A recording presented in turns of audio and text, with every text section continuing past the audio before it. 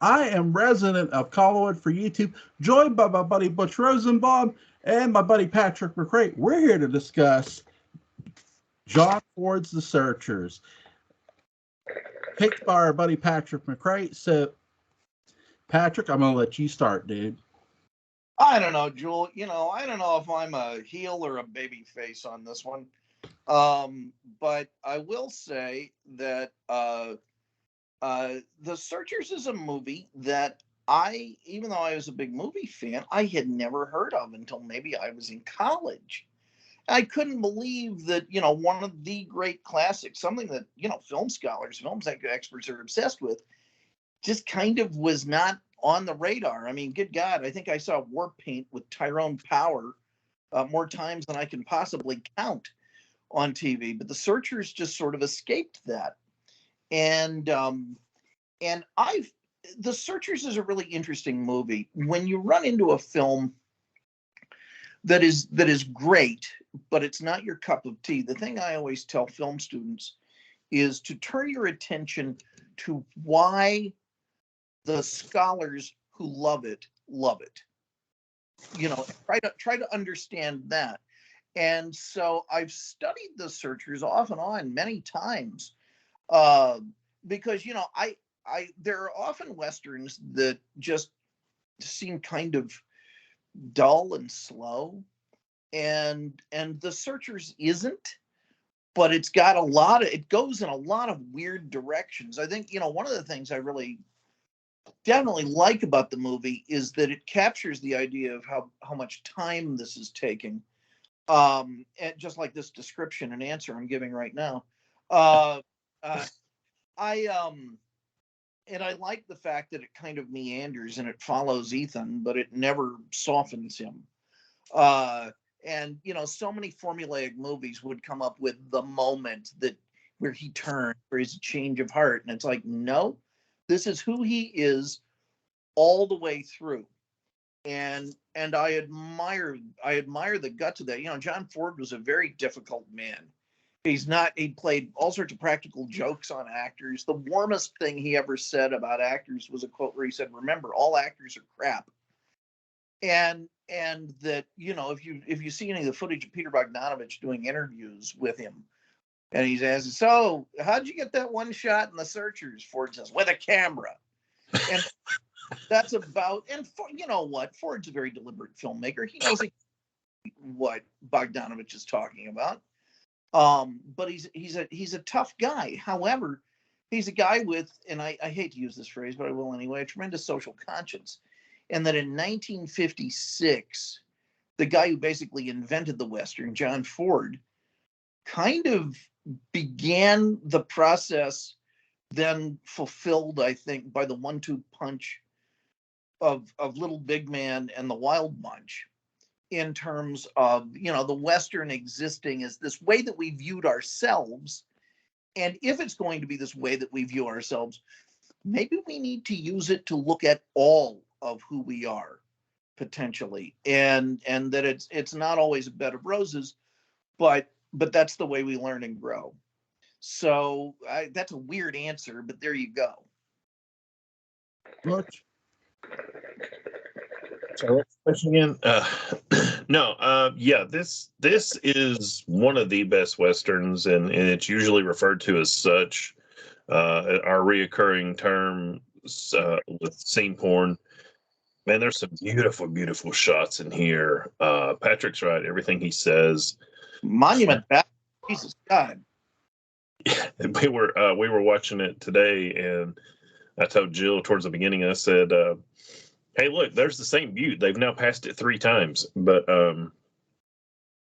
I've come to see Ethan as a surrogate for John Ford. And that, like Patrick said, both of them are hard men. They know what they're doing. It's not happenstance. So, Butch, let me ask you a question. Sure. Is Ethan then? Does Ford realize it's an unflattering reflection? I'm sure he does. Okay, good. Keep going. That was a crucial question. Because Ethan's warts are never hidden. I mean, my wife, who'd never seen this film, when what does he call? He calls Martin Towhead. I think that's what he. Towhead, yeah. Or a towel or blanket head. Blanket head, yes. Blanket. We don't. Crazy. Yeah, we don't hide that. Ethan stays the same. He's a very unrelenting man, but he's the man for this job. Just like John Ford was the man to make this film. And is it my favorite Western? No. I think both you know, and anybody that's watched these videos knows my favorite Western is The Wild Butch. But this is one of the greatest Westerns, and I do have to agree with Patrick. I don't know how you can be arguably the greatest Western of all time and be overlooked, but somehow it accomplishes that job. Yeah. Maybe because it makes some people uncomfortable. Yeah, it's not fun. It's a beautiful movie. It's a moving movie. It's an engaging, interesting movie. It's not a fun movie the way that, many Westerns are, where even if there's a sad ending, we know where we morally stand with the different characters in this. And, here I feel sorry for Jeffrey Hunter, which I think is maybe the point. Yeah. And kind of, sorry for Natalie Wood also. I mean, she never has a good go of it in any of this. Do you guys think John Wayne should have won an Oscar for his performance in this movie? He's very good. Go ahead, Patrick. But that'll be the day.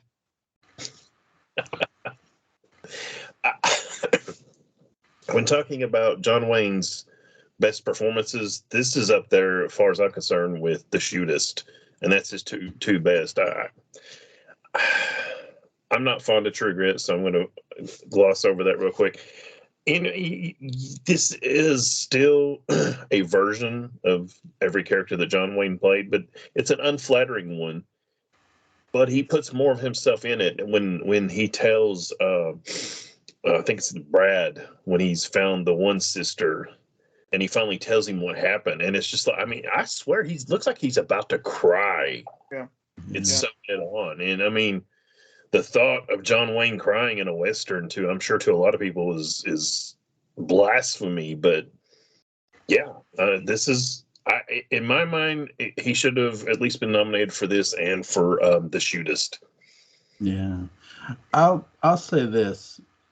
I do think John Wayne knew this was a version of John Ford in a way.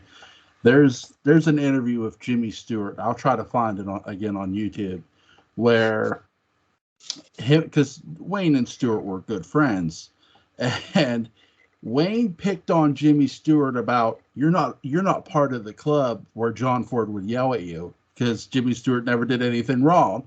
But on the set of The Man Who Shot Liberty Valance, Jimmy Stewart made this comment about what Pompey was wearing, and the character Pompey, and Ford chastised it for it. John Wayne went up to Jimmy Stewart and said, "Welcome to the club, Jimmy." But the specifics, but I'd heard that story.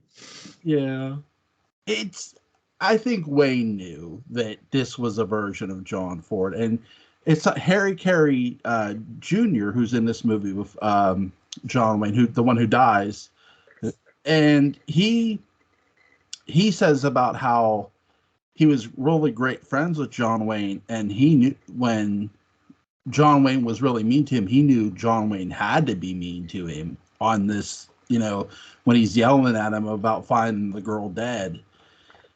And he said it was so raw. He goes, he doesn't know how he didn't win an Oscar for it, because he had never seen John Wayne do that. Like, just go into this, just yelling at you in your face and near tears.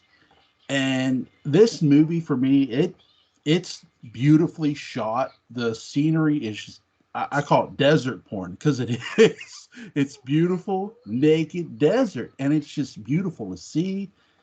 The characters are interesting. Jeffrey Hunter does a really good job bouncing off of Wayne. I mean, he's going to go on to play Jesus Christ in King of Kings, but prior to that, he held his own against John Wayne, and that couldn't have been an easy thing. He was also the first captain of the Enterprise that we ever knew. Yeah. And so he's impressive in this. Natalie Wood. Yeah, I like her in this movie, but what did you guys think of what's the other guy's name? Oh God, who was afraid of John Wayne? He's in Hank, his. What's that? Henry Warden, Or or Ward Bond. yeah, Ward Ward Bond. Bond. Sorry.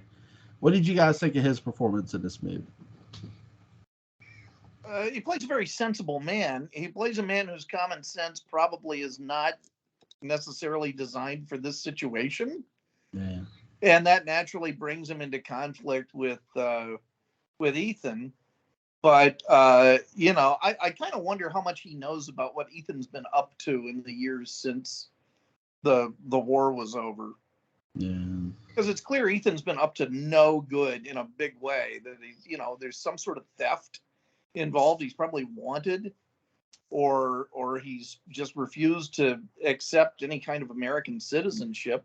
Because there's all the weird stuff about how well, it wouldn't be legal if you deputized me, but he doesn't go much further into that. Yeah. So I don't. What do you think's up with that? I'll let Butch go. Backtrack just a sec. I love the heck out of Ward Bond. I like anything he's in. He has a very distinctive voice. Maybe not a great range, but I love him in this film. And was, like I said, we were watching it today, and I said, "Hey, do you remember the policeman from It's a Wonderful Life?" She's like, "Yeah." I'm like, "This is him," and she kind of took my word for it. But I'll watch anything Ward Bond is in. I just really like him. He always gives a good, solid performance. As for Ethan, post Civil War, because the movie starts in 1868, and there's roughly 3 years that Ethan's missing.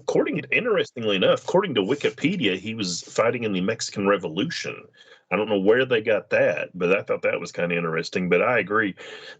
There's obviously when he gives the money to his brother, and he's like, "These are newly minted." Yeah, right. Another hint that he's maybe not anything. It's law.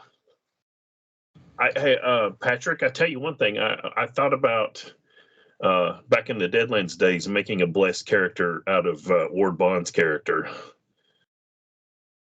That's perfect. Yeah. But what do you do with now? The movie also has a strong streak of the erotic, and of course, I'm talking about Mose. Yeah. What do you make of that guy? I figured that would be your character. I would revel in it.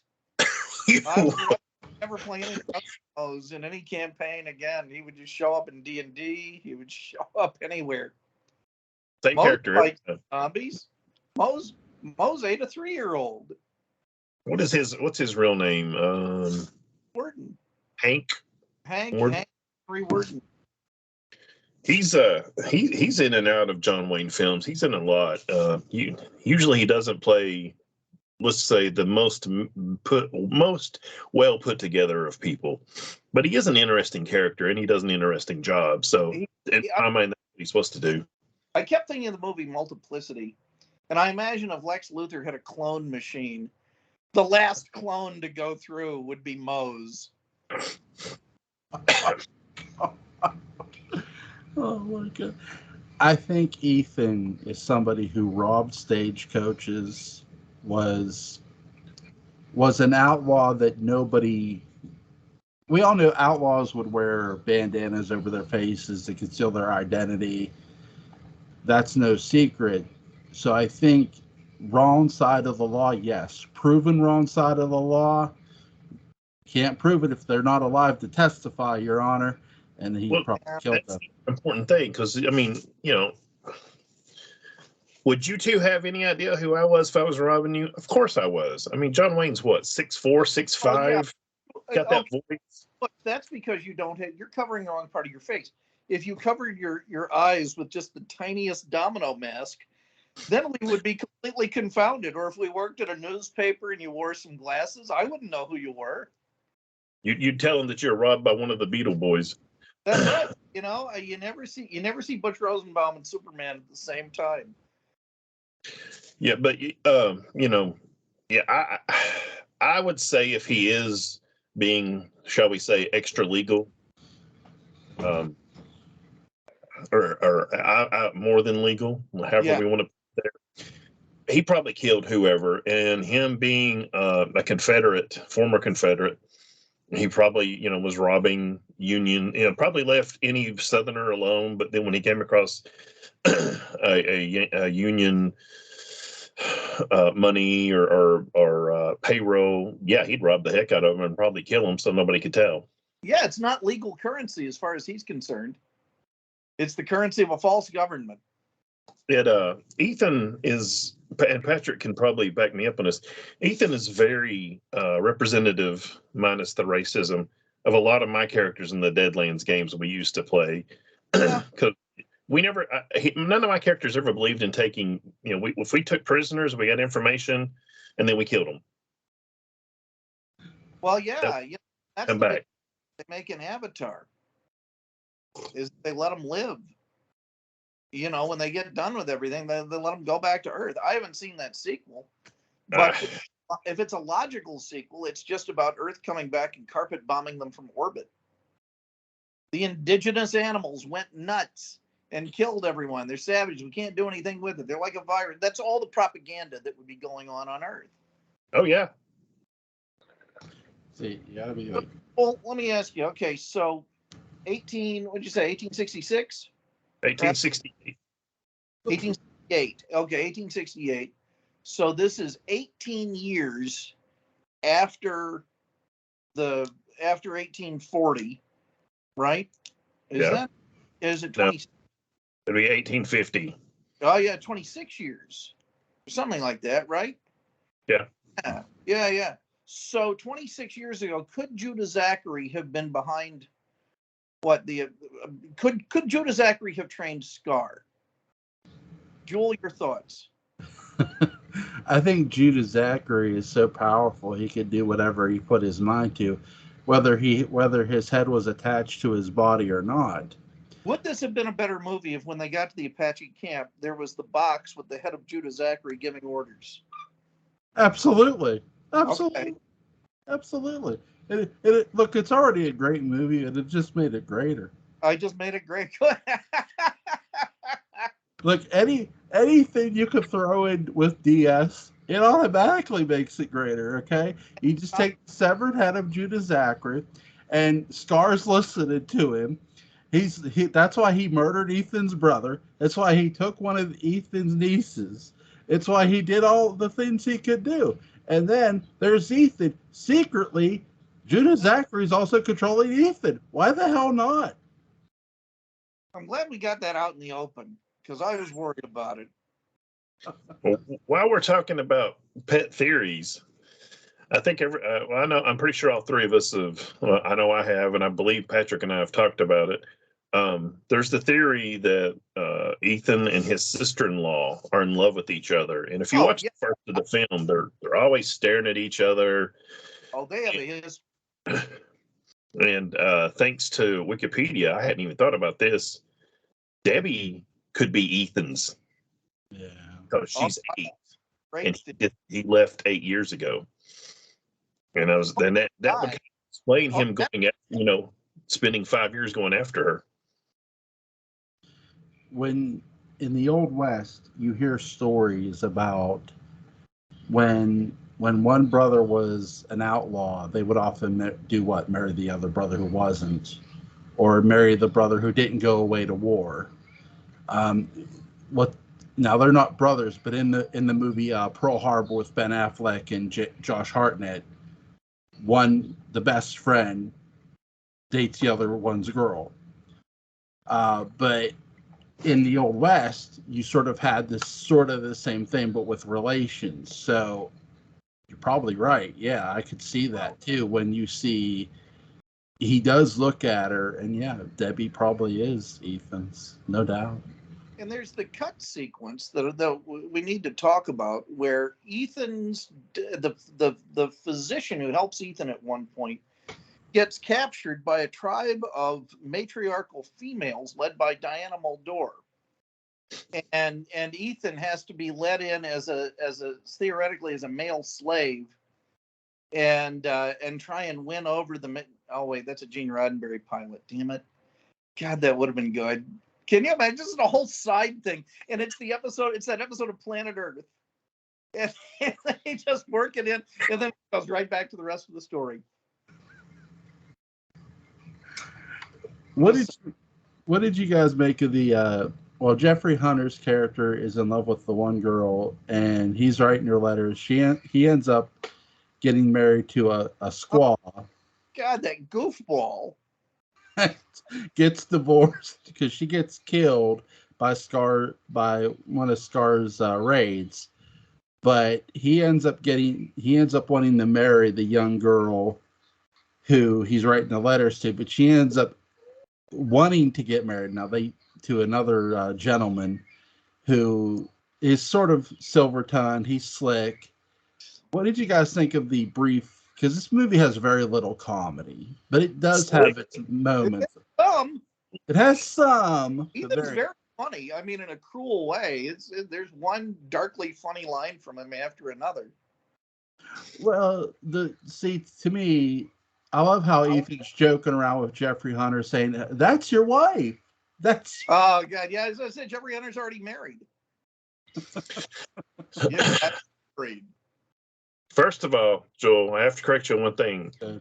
Because she mentions it. He wrote one letter. Oh, sorry. Yes, one letter. One letter.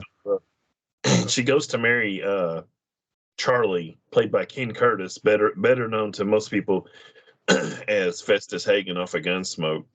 And you called him slick, and boy, you paid him the biggest compliment ever, because it's just like my dad has many times that we'll watch a movie and Ken Curtis will come in. He'll be like, "Does he always play a hayseed?" And I mean, that's exactly what he is. He's talking about a dude, dandy. Yeah, well, stick what you're good at. Jeff Hunter, it's a shame when most anybody does, but I think he was a very promising young actor, and him passing away so young. I don't know if I'll say we were robbed of a talent, but I think we were robbed of a interesting career and someone with some talent and ability. Would have been really curious to see how he would have taken to the 70s, if he would have been a relevant actor, or if it would have been kind of a John Beck situation where he's a good actor, but he gets the last few sort of square-jawed sort of parts. That's such an interesting period in American history for actors, because they really separated into two different echelons. Oddly enough, with some older actors like William Holden managing to be part of the new generation. Yeah. I think Jeff Hunter, if he didn't ride that wave like William Holden, I think he would have gone like a lot of Western actors and went into horror. Yeah. They were high, and you look back at so many movies. I mean, there's R.G. Armstrong on so I just said movies. He's on Friday the 13th, the series, and you got Chuck Connors and whatever that crazy horror movie is, where he's kind of like almost like a Psycho ripoff. Rory Calhoun did them too. Yeah. Well, when was Jeffrey Hunter born? Uno momento.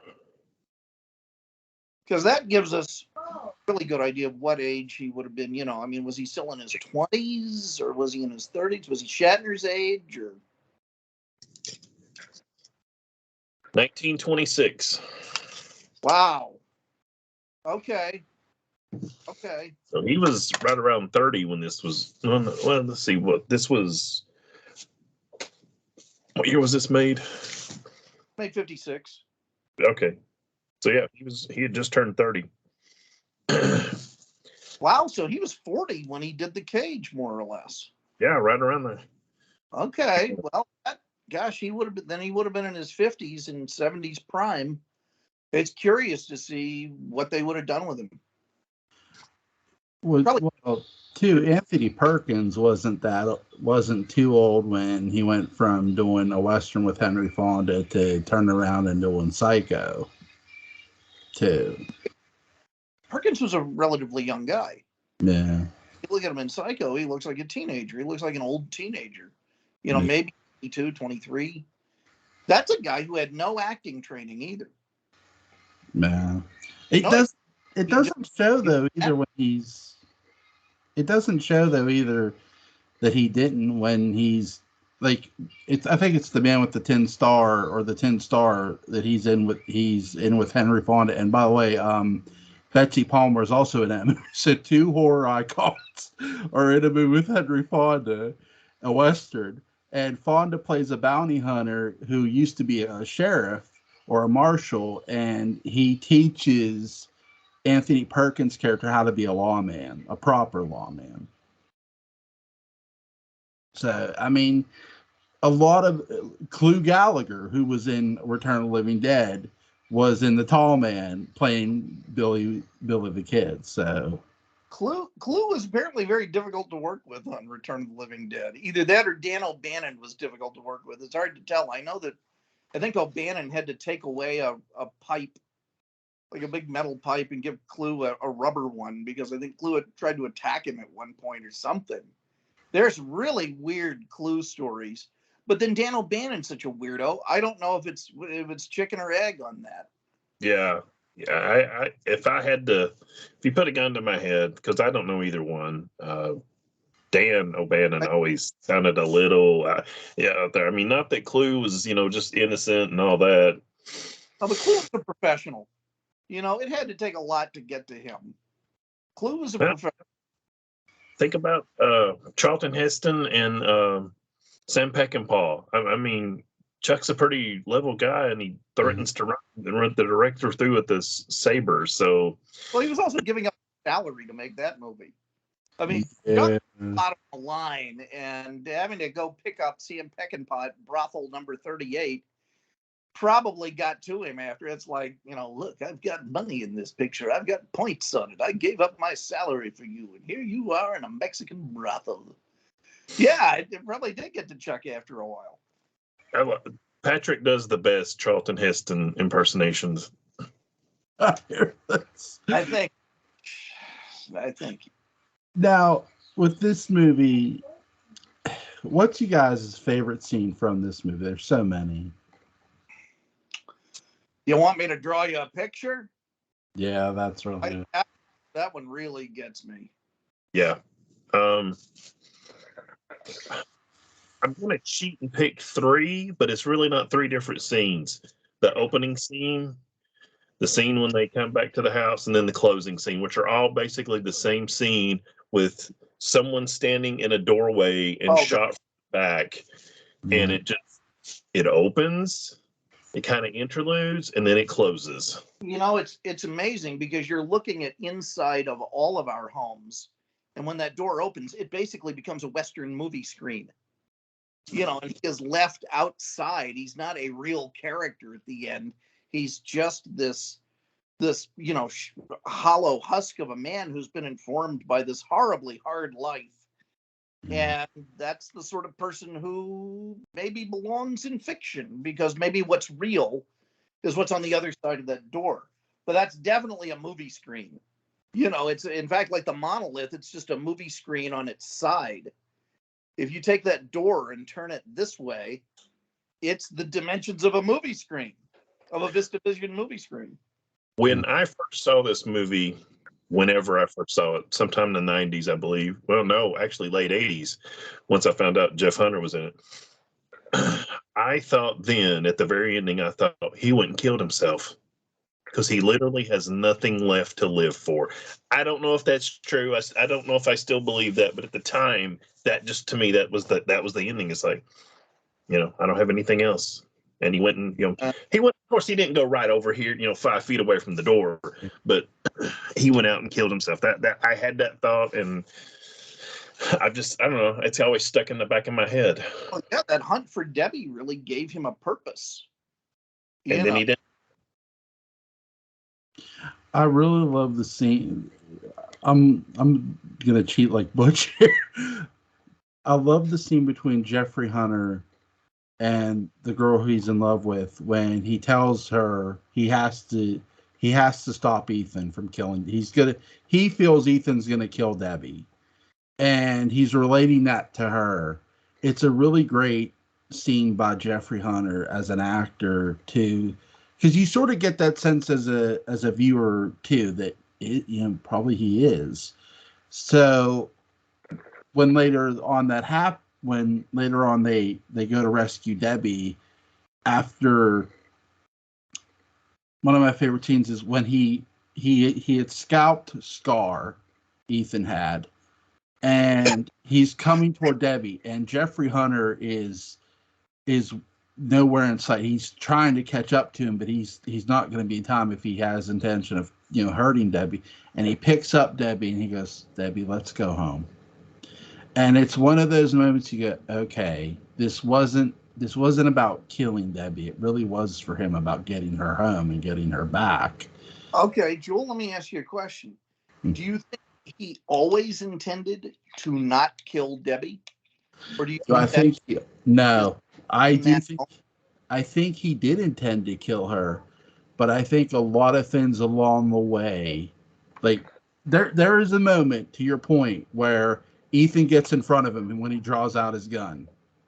Or sorry, when Jeffrey Hunter's character gets in front of Ethan when he draws his gun. He goes, "You're not going to do it, Ethan. You're not going to do it." And he won't, or he says, "I won't let you do it."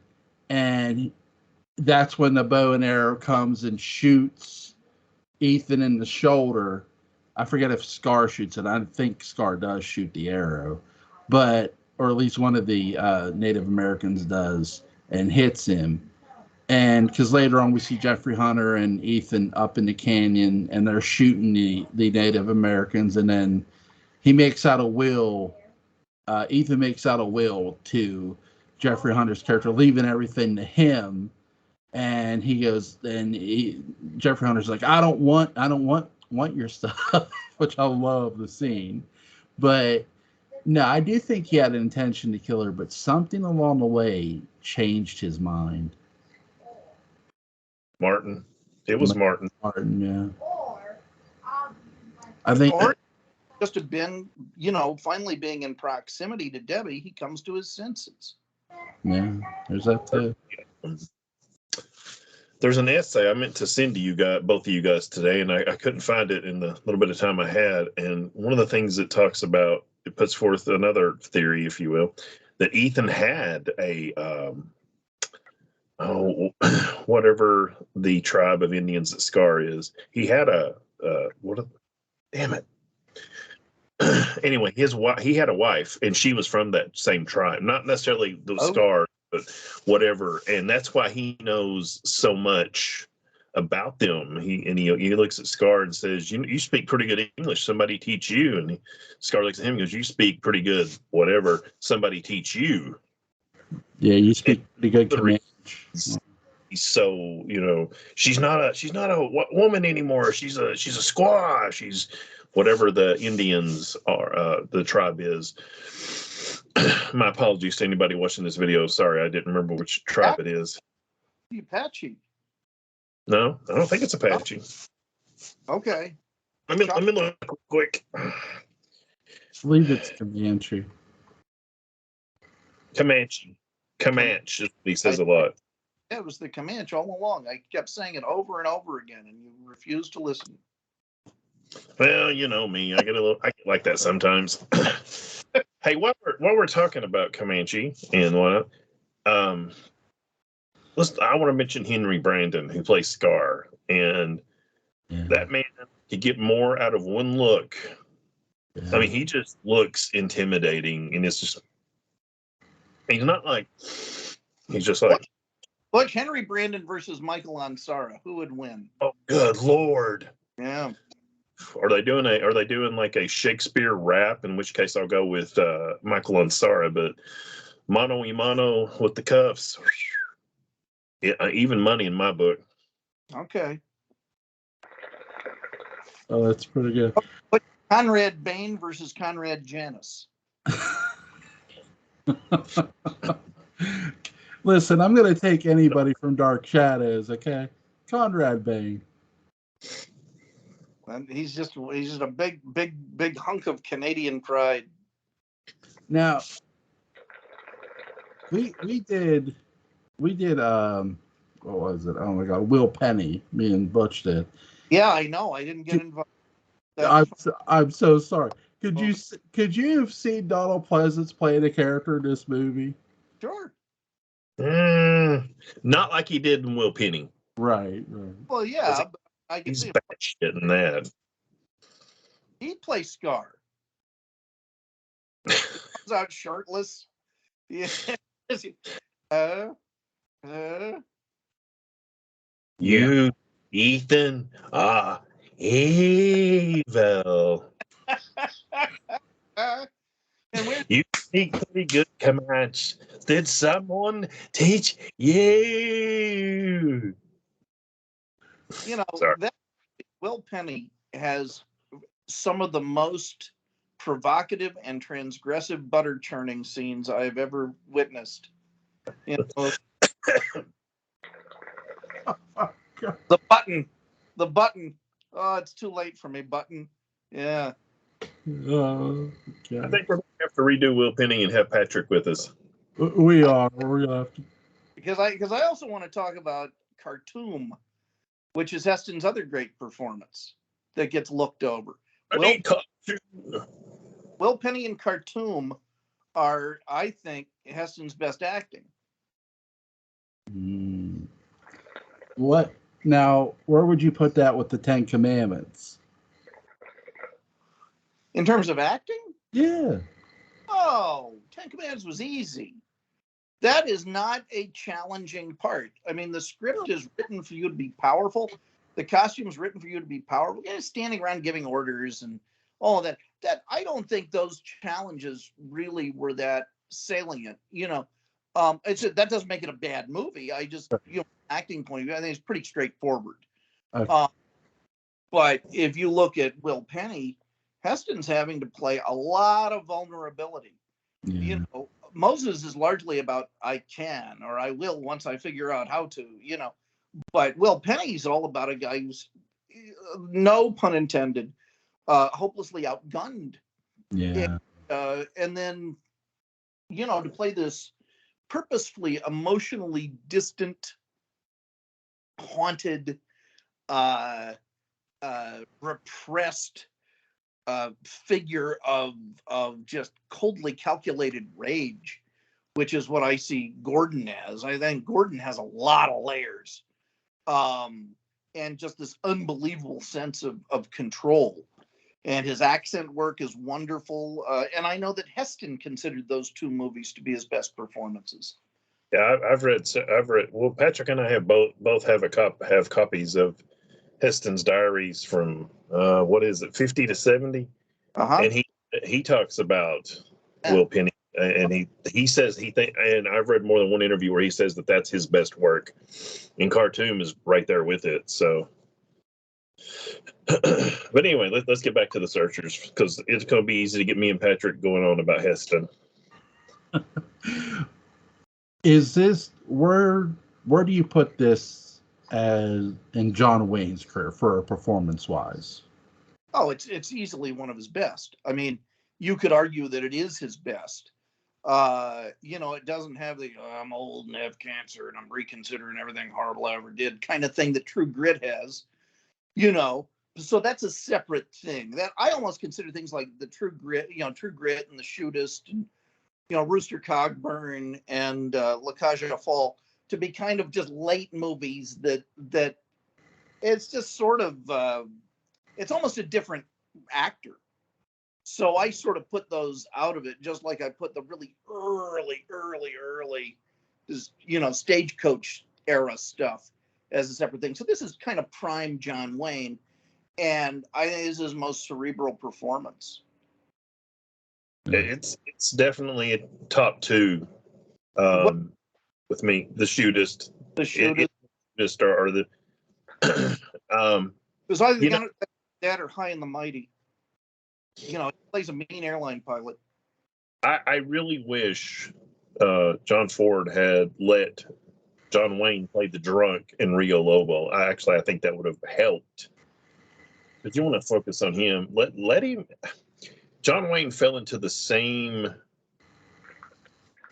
situation that a lot of actors do when they get known for doing a certain thing, where they're basically playing the same character over and over and over. But it's popular and it makes money and it sells tickets, so they keep doing it. I mean, Sean Connery, Jack Nicholson, Tommy Lee Jones. I mean, basically they're all playing the same character.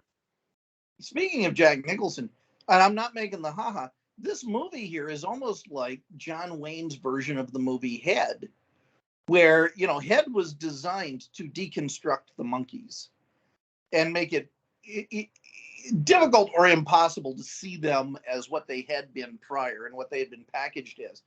Man, if that doesn't define this movie, I don't know what does. Yeah. This movie to me is one of his best. Again, this is not the first John Wayne movie I saw. The first John Wayne movie I saw was The Sons of Katie Elder. And I really think that deserves more mention than some of his movies, because not only did he was coming back from cancer with that movie. That was his first movie back, and he was doing a lot of his own stunts. And there's just a lot of emotion in that movie about family and sticking together despite the murdering that's going on. And it doesn't get enough credit. That Dean Martin's pretty good in it. He's a little more polished of an actor by that time, but I enjoy it for what it is. So this may have been the first John Wayne movie I ever saw. Cool. I can't remember for certain, but if it's not, it's probably the first one I ever actually paid attention to, because as I've mentioned before, my dad is a big Western fan, and I remember Westerns being on a lot and be like, oh God, it's John Wayne again. And like I said, I found out Jeffrey Hunter's in this, and so it's like the first time I really watched it, I was like, damn, John Wayne's a much better actor than I ever gave him credit for. So a really good actor. My first was Sands of Iwo. Was what? Sands of Iwo Jima was the movie I ever saw, and it still has some really shocking sequences in it. I remember one where these guys just go through hell to get from one end of the battlefield to the other, and they think they're finally safe. They get down into their trench, and they're Japanese waiting for them with bayonets. And I remember just being at a loss for words when I saw that. That was so shocking. It was not what the movie really pulled a fast one. You're not expecting that at all. I remember watching in school, they showed us the unedited version of Glory in school. John Wayne's not in that one, though. No, he's not, but still. What was the transgressive stuff in Glory? I don't remember. Well, if you watch the edited version doesn't show the guy losing his head by cannonball. So. Oh yeah, I'd forgotten about that. But talk about the Cannonball Run. The original Cannonball Run. But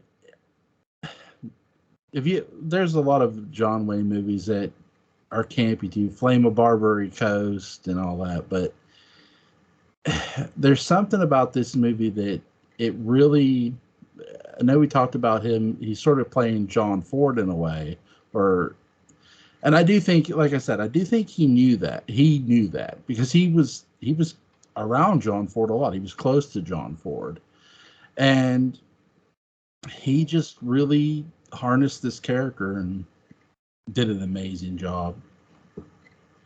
I agree. Yes. I really like the him and Ward Bond. I like during the when they're interrupting the wedding. He goes, Ethan, I need you guys to come in with me. He goes, well, is this a necktie party? He goes, no, I don't think so. Like, oh my God. He just asked if he's gonna get hung. Or hanged. Sorry. The rest I can't account for. What's something you got? There's so many great shots in this movie of open desert and land. What's you guys' favorite shot in this movie, or do you have a couple? It's for me. It's actually not the Monument Valley stuff, and that's all beautiful. It's the stuff in the house right before the Apaches attack. Yeah. With the scream when she sees them, all that. The cinematography on that is so fluid and has so much depth in it. You know, I mean, that house looks like it goes on forever. You know, when you see it from the outside, it doesn't seem to be that big, but it's like a TARDIS. When you get inside, this idea of, you know, the illusion of safety as being this thing that goes on forever, and that this seems to be almost this incredibly safe fortress, and then you realize there is no safety. That's really impressive to me. Actually, I was going to go very similar. Right after that, when the young daughter, young Debbie rather, is who's played by Lana Wood, who's Natalie Wood's younger sister. Mm-hmm. She runs to her grandmother's grave and is hiding there. Oh, and there's God. And then you see a shadow come up over her, and she looks up, and there's Henry Brandon just staring at her. Yeah. And if you've never seen this movie before, you're like, oh shit, he's going to kill her. Yeah. And it's just the way, I mean, there's a few scenes like that where you can tell they're on the stage, and sometimes they really work, like that one does, and sometimes it's like, but you kind of go on, because it's not like you're focusing in on it. It's just like, okay, what are we telling here? What's going on? Here's the setup. Okay, we can tell it's not, this is about as real as Gilligan's Island, but then you're going on with, who cares? This over here is going on. It's much more interesting. Yeah, you think he's gonna kill right before he blows that horn, he gives her this look, and it's like, oh shit, like you're in belief that she's dead. But one of mine is not. I know I've talked about the desert porn, but there's some snow in this movie too, and I like the scene where it looks dark, and you see Wayne and Jeffrey Hunter side by side, and they're coming back, and they're trying not to act like they're defeated because they haven't found Debbie. And it's such a great emotional scene because they're not trying to show it, but yet you get the sense that they somewhat do feel a bit defeated. So you're good. But it's so good. It's not brightly lit like the desert. It's the first, I don't want to say it's the first real dark scene, because they have a night sort of scene before that. But I love the way it's done, because you're so used to seeing this bright, beautiful desert, and here's this dark, sort of serene moment and dark sort of shot, and it still looks good. There's also a night scene too when Ethan shoots the people who are coming to rob him because they gave him bad information. He shoots them in the back. Oh, you mean he creates the fake body in the. When Jeffrey Hunter keeps complaining about the fire, and so he keeps making it bigger and brighter so he can shoot. Yeah. He, it's really interesting. Kind of looks at his hat too with the hole in it. It's like, oh shit. Ethan knows so much, obviously, about the Comanche, possibly from his possible Comanche wife who's passed. He knows that this is a setup. Yeah. And he knows how to beat it. And so that kind of ties back into our theory that he's probably wasn't on the side of the angels the entire time. And because how else would you know all these things unless you had done them before or seen them done? Yeah. Now, here's a question for you. Do you think he was a part of a gang or the leader of a gang? I would think leader, since he shows up at the beginning by himself. Probably his gang got wiped out. He's like, shit, I've got nowhere else to go. Or somehow he just worked on his own. Yeah, it could be.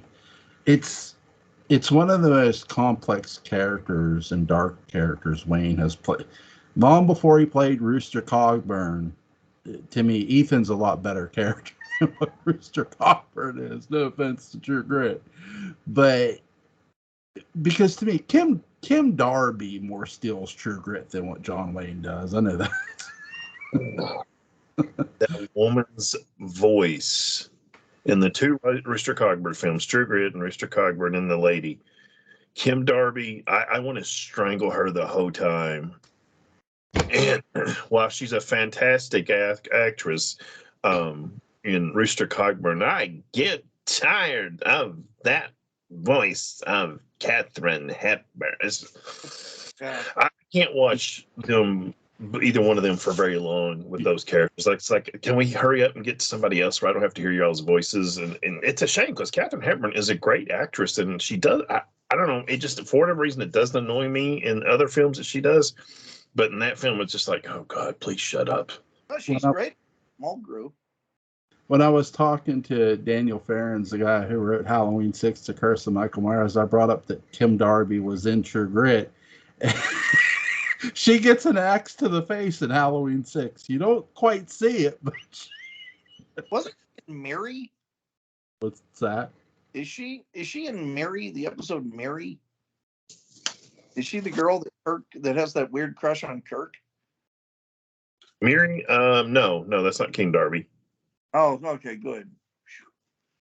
We're safe. Oh, God.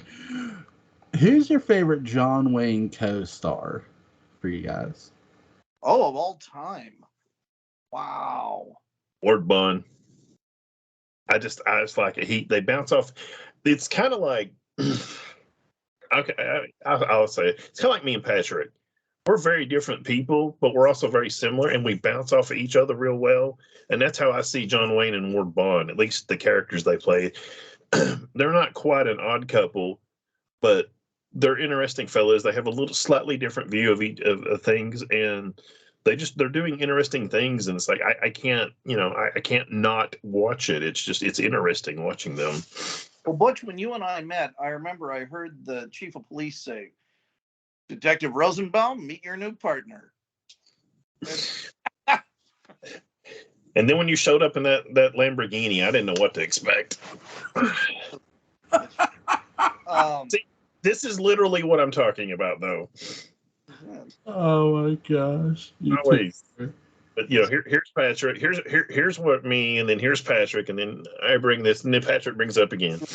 Escalating. Yeah, John Wayne co-star. Well, I have to say Katharine Hepburn, just because she's so different, and yet has this. Nobody's going to tell Katharine Hepburn what to do about anything, and so I think she provides a good, appropriate challenge for him. Okay. John Wayne is such a screen presence. I mean, if he's on the screen, that's all really you're looking at, and there's no question as to who's in charge. And so yeah, that.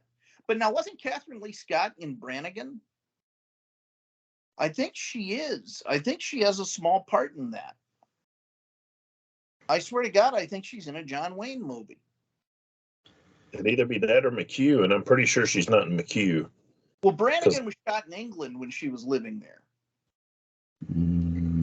So I looked up, but I swear to God, I thought she was in it. I know she's in Assassination with Charles Bronson. Charles Bronson. What about you, Joel? It's so tough but I'm going to go with Maureen O'Hara. Great actress. Joel. What? What? Oh, not that. O'Hara. What's wrong with Maureen O'Hara? Everything. Oh.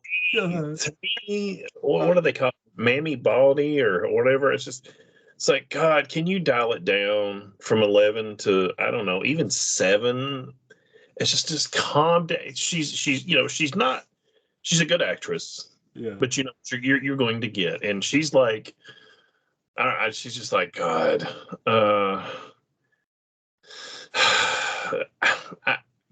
there's really good. Now, I will agree. In McClintock, when him and her are in there together, and he looks at her and goes, "First dig of the Spurs." I mean, she is just kind of like Katharine Hepburn. She is not taking John Wayne's shit. No. And that was rare to see in any film, let alone, just a woman. Speaking of just a woman, Catherine Lee Scott was in Brannigan. Okay. I'm looking at a still with both of them on the set at the same time. Nice. I just wish she would dial it down during some of the sequence. I mean, like, again, McClintock is just like, oh God. I realize she's acting as a character and has to do what the character says, but sometimes it's just like, God, you watch I think it's The Rare Breed with Jimmy Stewart.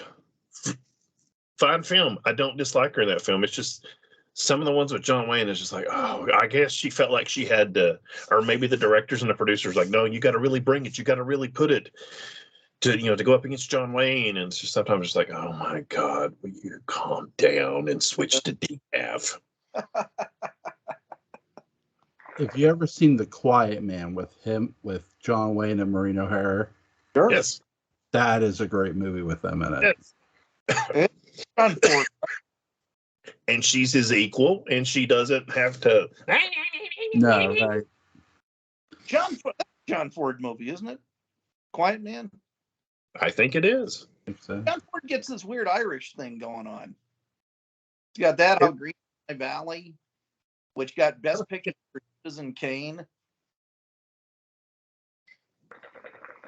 What's your Slight sidetrack here, Patrick? What is, in your opinion, the greatest movie ever made?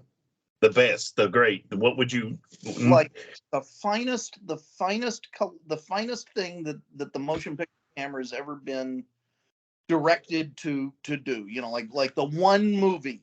If we were to send one to outer, I'd say Citizen Kane. Okay. And I don't say that due to conformity or anything. I think it is the single most for its time. I mean, because you gotta remember, all movies made after Citizen Kane get all of Citizen Kane's tricks. Mm-hmm. So, that's a thing to consider, is that, well, maybe these other movies did something better with its tricks. But I think it remains an audacious story, audaciously told. It's really bold. It's visually inventive. It's very funny. That's the thing people forget, is that movie is funny from first frame to last. There is something kind of cutting or ironic or tongue-in-cheek about everything in it. I think it's a great American story. It's a good trashy story. If you just want to watch it for celebrity gossip, it's got that. It is so, and the story of making it. I mean, the fact that he was having to defy all of the forces in the media. Once the media caught on to what he was doing, he had to start shooting it early in secret and lie to MGM and tell him he was just shooting test footage. He's digging into the ground to be able to stick the camera down there so we can see the ceiling. It's just so inventive. It may be ahead of our time. Quentin Tarantino didn't do anything new with fracturing the timeline in Pulp Fiction. Because Orson Welles is already doing that. So it's a movie that's built kind of topically, which is wacky. You get the newsreel at the beginning, which tells you the plot, so you're never lost. You always know where these things basically are falling in his life. It works on every level except for babes. It doesn't have that, but that's I remember when I was working in the movie theater when I was a kid, and Citizen Kane is on, aren't you going to watch? And I'd say, let's see, made in 1939, black and white. It's called the best movie ever made by critics. Hell no, that sounds like the dullest description of things you could put together. And it for a class, and it was just relentlessly entertaining. I was entertained just by the story of it. If the only thing you go to, because he didn't make that movie for people like Hamlet, he didn't make that so people would sit around and scratch their heads and well, maybe he did a little, but he was making a movie. All the Mercury Theater stuff always was to entertain. So there's a lot of big, vulgar, splashy entertainment in it. Dance sequences, and Wells is believable at every moment in any of the ages he plays, even though he's only 24. I buy the makeup completely. I buy the age acting completely. Yeah, I go. I mean, that's a much longer answer than anybody wanted. That's my trademark. Citizen Kane. Yeah, but I think it has to be explained because it's too easy an answer. So you have to go out of your way to kind of like lay everything out. But first and foremost, Citizen Kane is a piece of entertainment. And that's what it would not be a great movie. We wouldn't be talking about it to this day if it weren't also just trashy, tawdry, fun, splashy, vulgar entertainment. Sorry to hijack the video here, Joe. I just listen. You guys can hijack the video all you want. It's all good. We're taking this to WrestleMania, Sains. You can't get out your. Well, I mean, listen, wrestling's better than a doornail, so why bother? But listen, for me, by the way, Orson Welles was also wanting to do a Shadow movie around the time he did Citizen Kane. He had written a script for a Shadow movie, but he could not get the rights to do said Shadow movie. Until 1983. And he shot some very controversial footage as the Shadow, but it didn't quite take. That's what she did. Well, a wheelchair, he got the cape on, and all of that. Well, you know who Walter B. Gibson wanted to play the Shadow, don't you? You know who he envisioned? Harpo Marx. No, who? Ronald Reagan. Oh, Reagan would have been great. Because he played the Gipper and all that. But here's the thing. They would do something weird in the sound effects department with his voice when he becomes Lamont Cranston. And when he's Lamont Cranston, you don't even see him. You just see those really intense eyes. You know who would have made an interesting Shadow? Fred McMurray. Yeah, he would have. With the eyes, those eyebrows and all of that. Yeah, because that's the part of the actor you're seeing when they're all shadowed up. That or William Brawley. So, what's the best movie in your opinion, Butch? Then I'll go. I have no right to say anything. Oh, I mean, it's a tough question. Butch, I mean, you're having. So just for you, okay, what do you think is the best movie you've ever seen? Not the movie you've liked the most, but the best movie you've ever seen. Jeez. I would literally have to really think about that. Probably The Wild Bunch. Wild Bunch is, I mean, it's like a lot of the things you said about Citizens Kane. It's entertaining. It's kind of trashy. It deals on the bad side.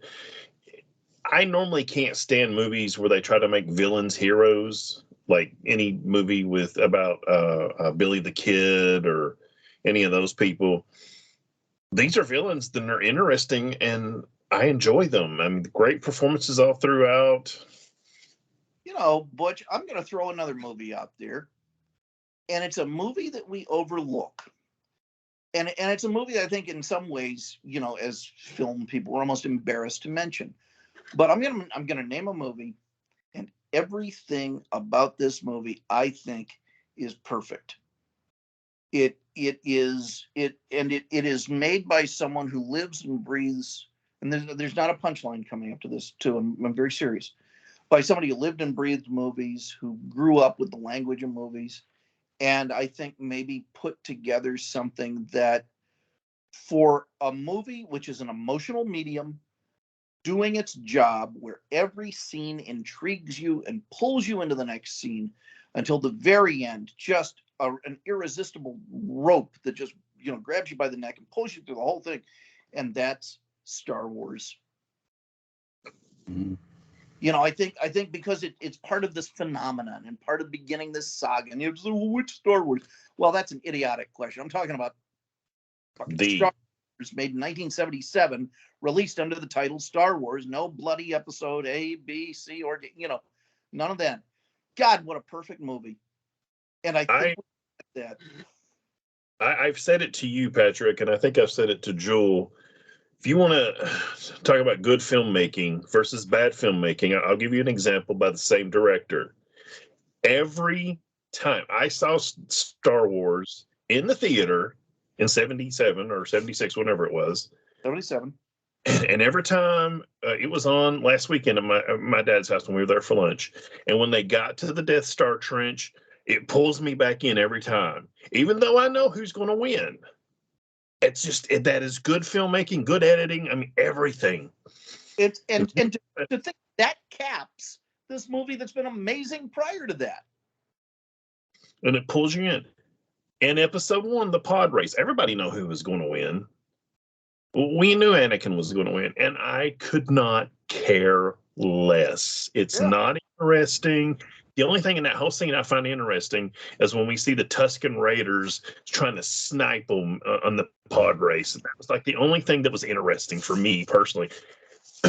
You know how you could have fixed that sequence if there had been some other force out there, some Sith force or something like that, that had figured out who Anakin was and decided to had been pursuing him, got delayed, and they got pulled into the pod race also because it was the only way they could pursue Anakin. And if there was a chance that something other than victory was going to happen to Anakin. There's no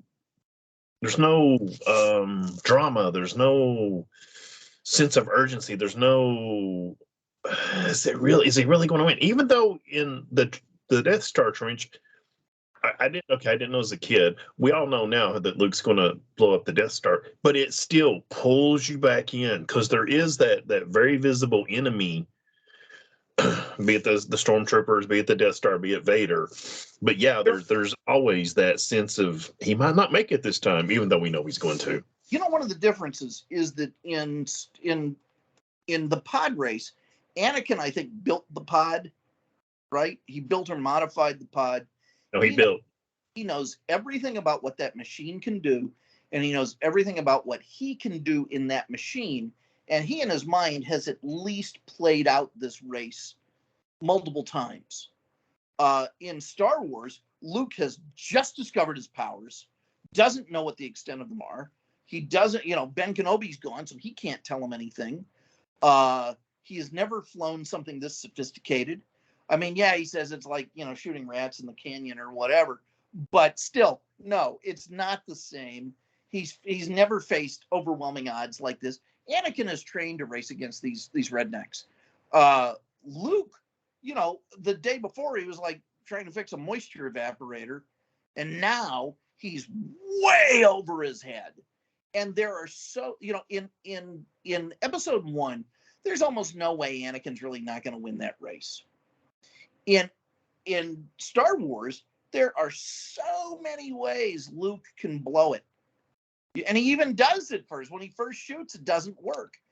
And it just keeps heightening the tension more and more and more. There's so many ways that could not go Luke's way. And Lucas reminds us of all these better pilots have been shot down. I mean, my God, they got Tano Porkins. If they can get Porkins, no one is safe. And, there's two things that you mentioned one of them that kind of now comes into mind when I watch that scene. I'm used to bullseye womp rats in my T-16 back home. They're not much bigger than 2 meters. And you look at the face, I think it's Wedge is who he's talking to. And you can tell that pilot is just like, what? You do what? And it's like, that's pretty naive. He doesn't realize that he's maybe a little bit better than the average guy. Excuse me.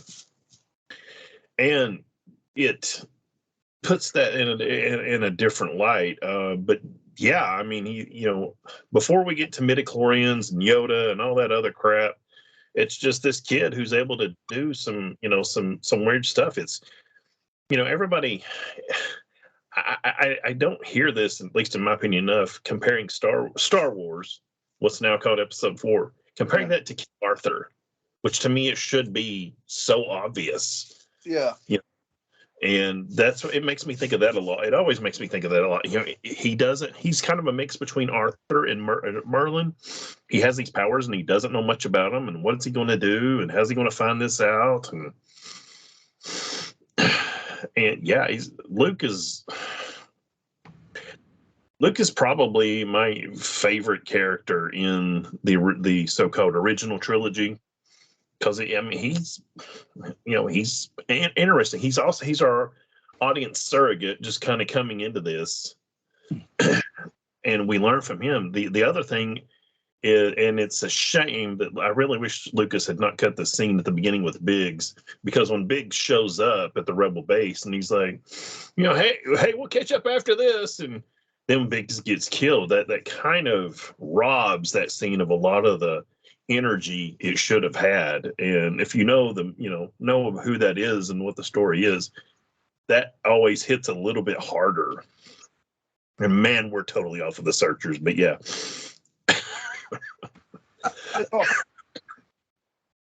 Oh my god, it's so tough to pick one movie but for me, though I love the Searchers, I would pick Rio Bravo. I think John Wayne's response to High Noon is beautiful in every way. Great movie, action, it has it all, and that's the movie but for sentimental value, a movie I love watching is Spirit Away, but an animated movie by Studio Ghibli. Great movie. My God, what a beautiful film. Yeah. So, but is there anything you guys want to add about The Searchers before we get on out of here? It's a great movie. It's a difficult movie. It doesn't like you, and it doesn't want to be liked by you. Love that audience business. It can be, for modern audiences, it may be a little difficult at times. Don't,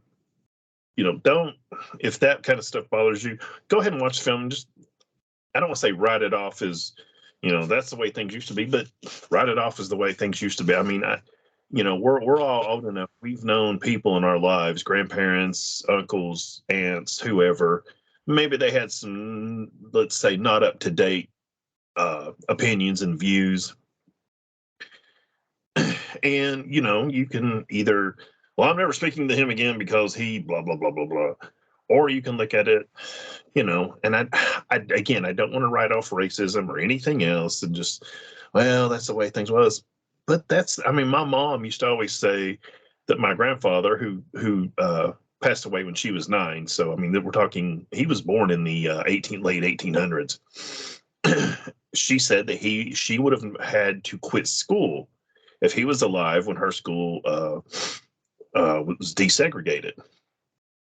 That's a little bit of a bitter pill to swallow as a grandson, who grew up going to this, to schools and not thinking anything about that. So if that, when you look at this kind of stuff and you hear, thankfully, you don't hear, horrible words or anything, but you do hear insults.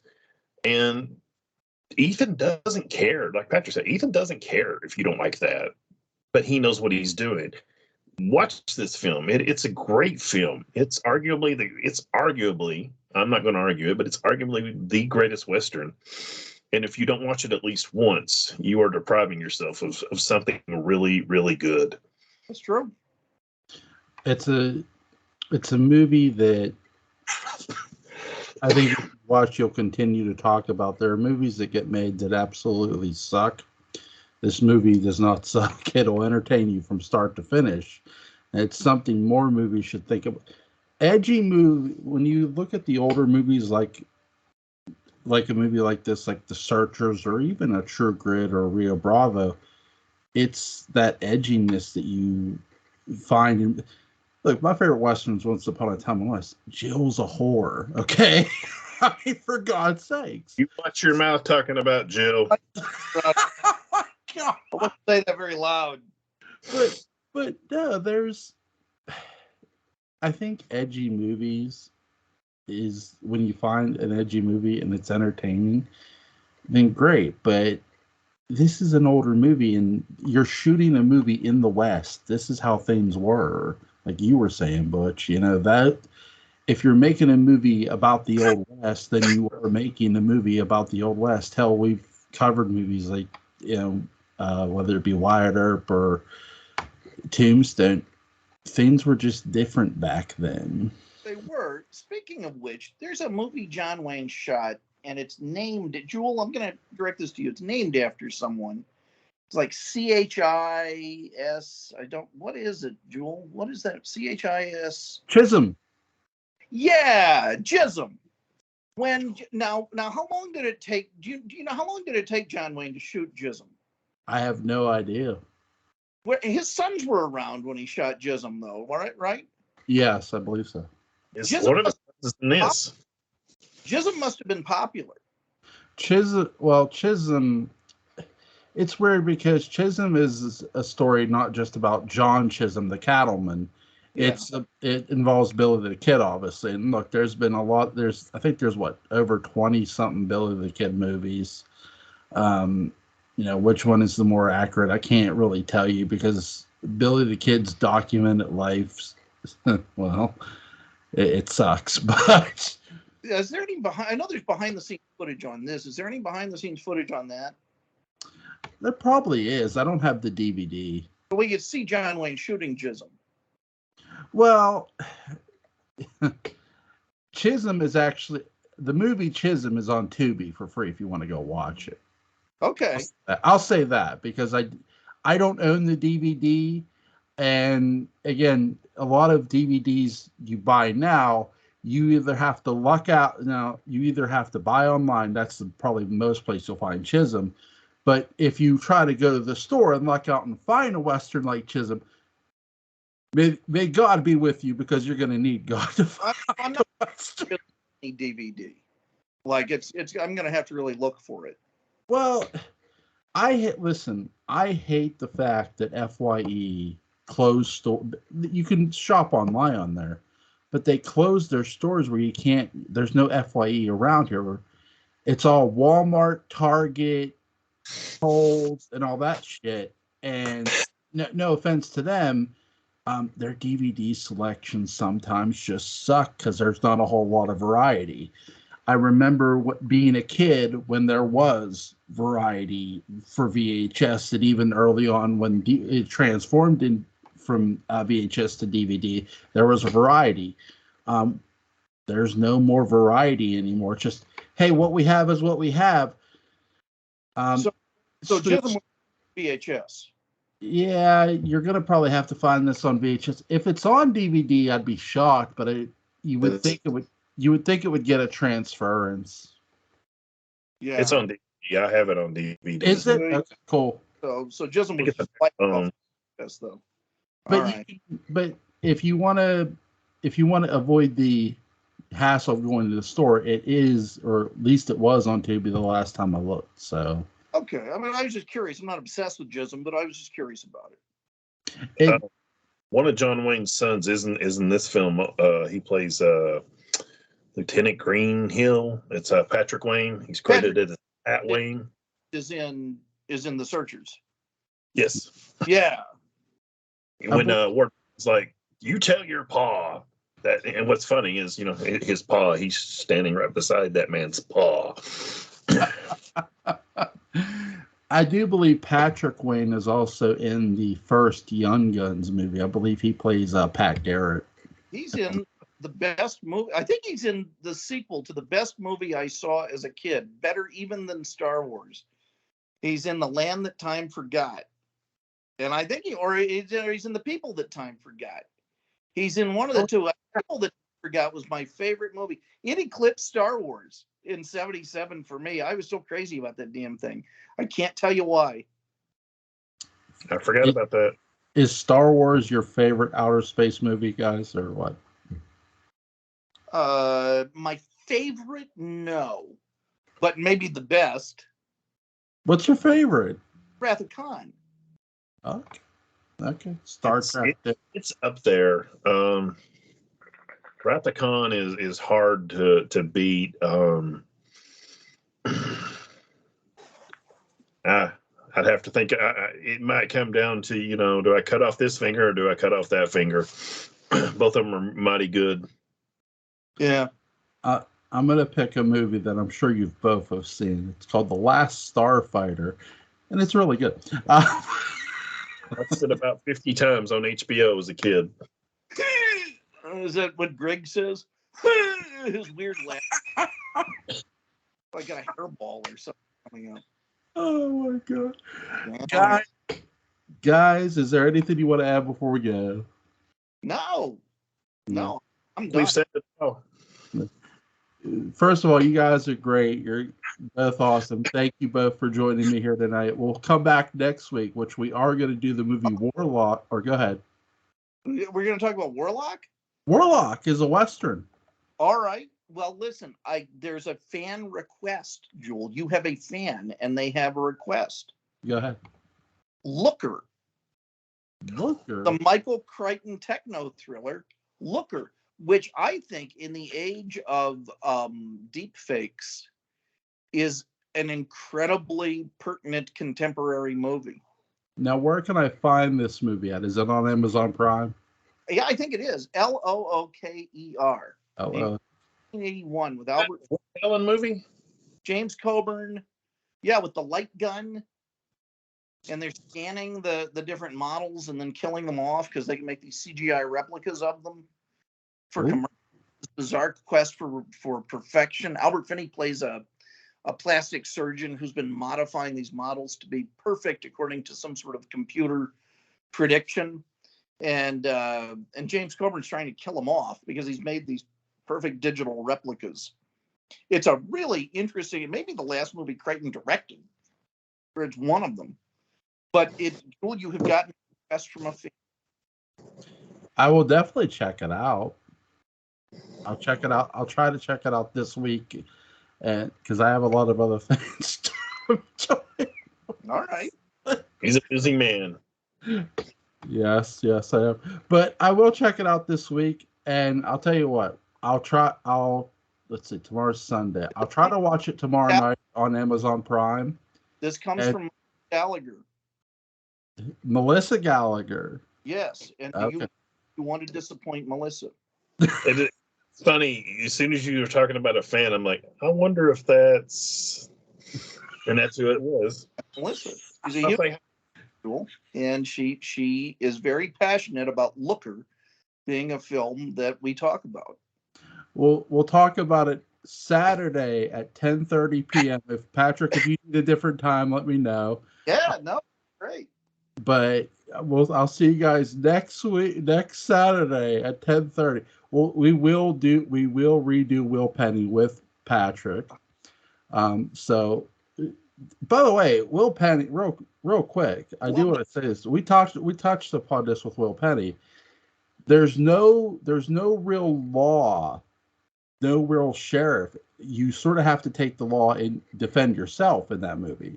Now, Joel, you're giving out all the good stuff. Save something. I will. All right. Bollocks, did you say? Or Warlock? Warlock.